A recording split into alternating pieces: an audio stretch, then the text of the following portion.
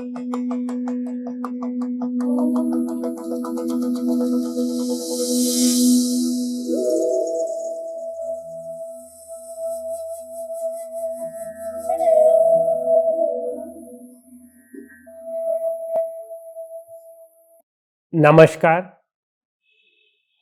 हमारे वेद कहते हैं मनोर्भव यानी मनुष्य बनो। उनके क्या कहने का अभिप्राय है? मनुष्य को वे मनुष्य बनने की बात क्यों कह रहे हैं? वस्तुतः हम सब मनुष्य नहीं हैं।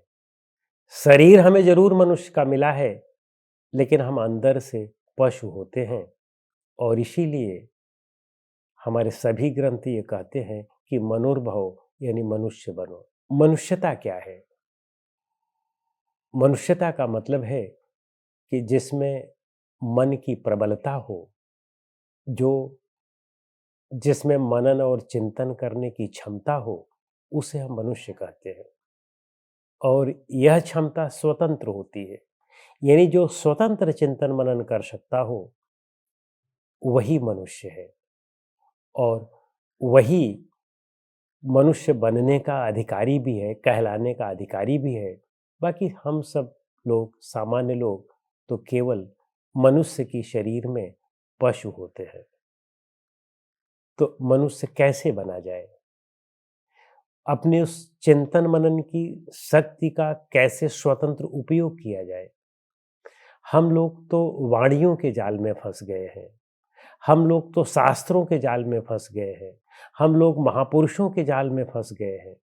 यद्यपि वाणियाँ यानी जो ग्रंथ हैं, शास्त्र हैं, उनमें अच्छी भी बातें हैं, इसको नकारा नहीं जा सकता है।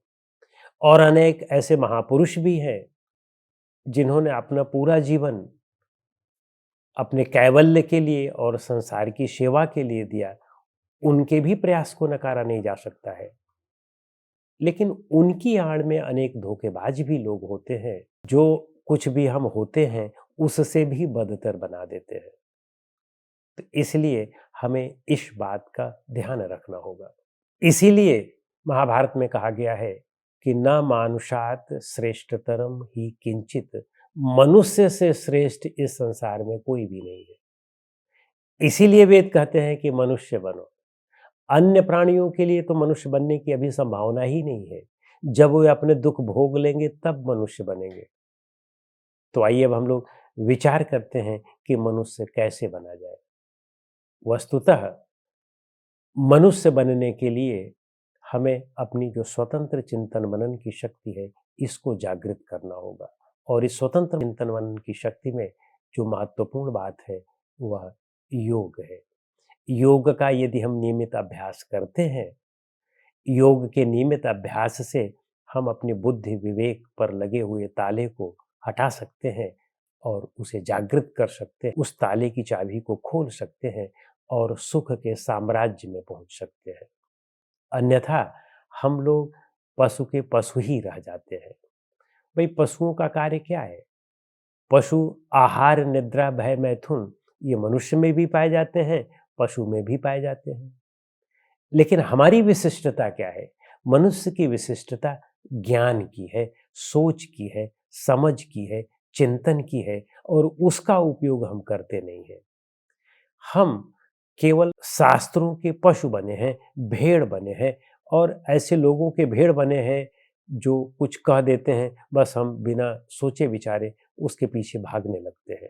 जो कुछ लिख दिया गया, बिना सोचे विचारे हम उसके पीछे भागते रहते हैं और पूरे जीवन भर भागते रहते हैं। सुख शांति बिल्कुल नहीं नसीब होती है। तो इसलिए इस बात का ध्यान रखा जाए कि हमें स्वतंत्र चिंतन करने की जो हमारी क्षमता है उसका उपयोग किया जाए। अपने बुद्धि विवेक को हमेशा खोल करके रखिए। उसी बात को मानिए जिस बात को आप जान सकते हैं, जो बात यथार्थ हो, जो बात कारण कार्य के नियम के अनुकूल हो, जो बात आचरण में आ सकती हो और जो लोगों ने किया हो, उसी ही बात को माना जाए। अन्यथा बातों को बिल्कुल ना माना जाए, चाहे वे कहीं पर भी लिखे हो। किसी भी चीज को स्वतः प्रमाण मत माने, केवल अपने विवेक को ही स्वतः प्रमाण माना जाए। कहीं किसी ने भी कुछ कह दिया हो, बस वो कहा ही हो सकता है, लेकिन वह सत्य नहीं हो सकता है। सत्य तो आप तभी माने जब आपका बुद्धि विवेक उस पर गवाही दे। चाहे वह गुरु हो, चाहे वह ईश्वर हो, चाहे वह भगवान हो, कोई भी हो, माता-पिता हों, लेकिन इसका यह मतलब नहीं है कि उनके प्रति अनादर हो हमारा। सभी शास्त्रों में अच्छी बातें भी लिखी हैं, सभी लोगों ने भी अच्छी बात कही हैं, उपन्यासों में भी अच्छी बातें मिल जाती हैं। तो उन अच्छी बातों को जब तक ग्रहण करने की हमारी क्षमता ना हो, तब तक तो फिर उनका पढ़ना भी बेकार है, उनका सुनना भी बेकार है।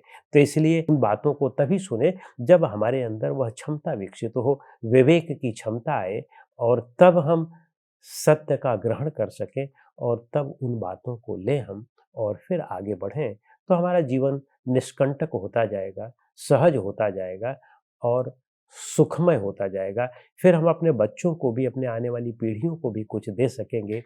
अन्यथा हम पुरानी मान्यताओं में चलते-चलते हम भी उसी बात को मानने लगते हैं और जानते भी हैं, ढेर सारे लोग ये जानते हैं कि ये गलत है, लेकिन हमारी मान्यता में लिखा हुआ है, हमारे धर्म ग्रंथ में लिखा हुआ है, हमारे गुरु ने कहा है, इसलिए बस हम उसको मानते रहते हैं। जानते हुए भी मानते रहते हैं क्योंकि शर्म आती है कि हम इतने दिनों तक मानते रहे, अब हमें वो पता चला कि ये गलत है, तो एक बार हमने जो है गलती कर दी, तो बस उस गलती को हम ढोते रहते हैं। नहीं, जब भी आपको पता चले, उस गलती से तुरंत अपने आप को विरत करें और सत्य का जो सत्य पता चले, उसका आचरण करना शुरू करें और धीरे-धीरे इस तरह से शोध करते-करते हम अंततः सत्य तक पहुँच जाते हैं। नमस्कार।